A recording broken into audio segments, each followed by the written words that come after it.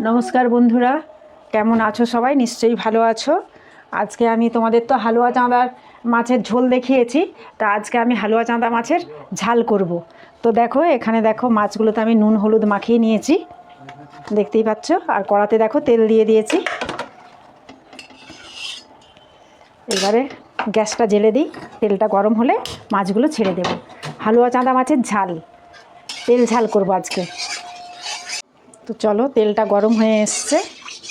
আর আজকে বন্ধুরা, আজকে ওই টিফিন খাওয়ার জন্যে একটু ভেজিটেবলস করেছিলাম, সব দিয়ে মুড়ি খেলো। এই যে তারই এখনও 4টে পড়ে আছে। ভেজিটেবলস করেছিলাম দিয়ে সব দুটো দুটো করে সব মুড়ি খেলো। এই 4টে এখনও পড়ে আছে, থাক, আবার বিকেলবেলা চা দিয়ে খেয়ে নেবে এখন। এইবার আমি মাছগুলো দেখো এখানে নুন হলুদ মাখিয়ে রেখেছি, এবার আস্তে আস্তে ছেড়ে দেব। চলো, এবার আস্তে আস্তে করে মাছগুলো দিয়ে দিই।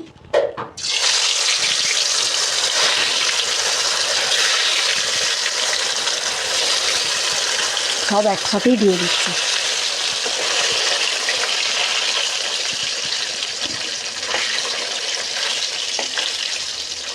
বড় কড়া আছে যেহেতু বন্ধুরা, একসাথেই দিয়ে দিলে একসাথে ভাজা হয়ে যায়। কেননা কি দেরি হয়ে গেছে, একে এটা ছোট পিস আছে, দিয়ে দিই পাশে, ঠিক হয়ে যাবে।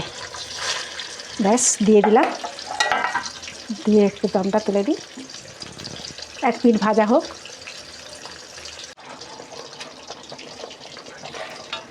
তো চলো বন্ধুরা, দেখি এক পিঠ বাড়িয়ে দিই।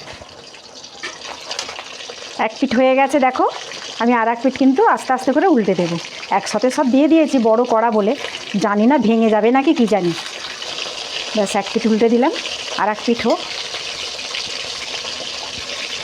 ওদিকে ভাতও বসিয়ে দিয়েছি, একটু দেরি হয়ে গেছে বলে সব একসাথে সব বসিয়ে দিয়েছি।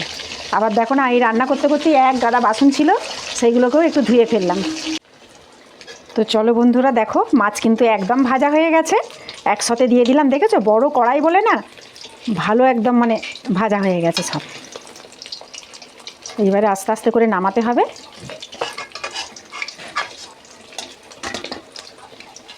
আস্তে আস্তে করে নামাতে হবে, নাহলে ভেঙে যাবে।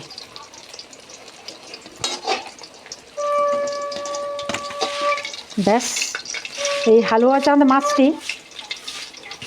চাঁদা মাছটা উপরে একটু মানে আমার দুর্বলতা আছে কি, যদি ভেঙে যায়। কোনো দিন যেহেতু বন্ধুরা করিনি আমি, ওই জন্য খুব ভয় লাগে যে এই বোধহয় ভেঙে যাবে। যাকগে, খুব সুন্দরই ভাজা হয়ে গেছে দেখো, দেখতেই পাচ্ছ, খুব সুন্দর লাগছে বলো, পিসগুলো দুর্দান্ত লাগছে একদম।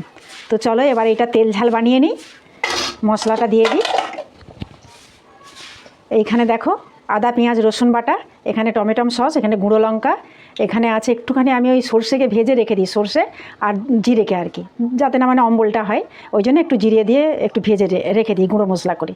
আর এখানে দেখো জিরে গুঁড়ো, ধনে গুঁড়ো, আর এখানে হলুদ গুঁড়ো, এই সব দিয়ে একসাথে একটুখানি ভালো করে ভেজে নেব। তো চলো মশলাটা দিয়ে দিই, পেঁয়াজটা দিয়ে দিলাম, একটু নিয়ে নিলাম, নেড়ে নেব একটু, তারপরে সব একসাথে ঢেলে দিচ্ছি। দেখো,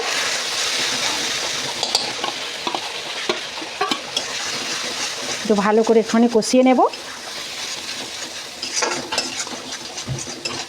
আর যে হালুয়া চাঁদা মাছের ঝাল, তেল ঝাল, দেখা যাক। ঝোল তো খেলাম বন্ধুরা, খুব সুন্দর, খুব সুন্দর লেগেছে, খারাপ কিচ্ছু লাগেনি। মাছটার ভীষণ টেস্ট, মানে পমফ্রেট মাছের থেকেও সুন্দর খেতে। তো আজকে দেখা যাক, আজকে ঝাল করছি, কেমন লাগে খেতে। দেখো একদম তেল ছেড়ে গেছে। এইবার কিন্তু আমি জল দিয়ে দেব। সব জিনিসেরই ভালো করে কষলে কিন্তু তবেই বেশ একটু ভালো লাগে, এই তেল ঝাল, নাহলে আবার গন্ধ ছাড়ে মশলাটা। ডাল তো মুসুর ডাল করেছি, ওই জন্য খুব একটা বেশি জল দেব না।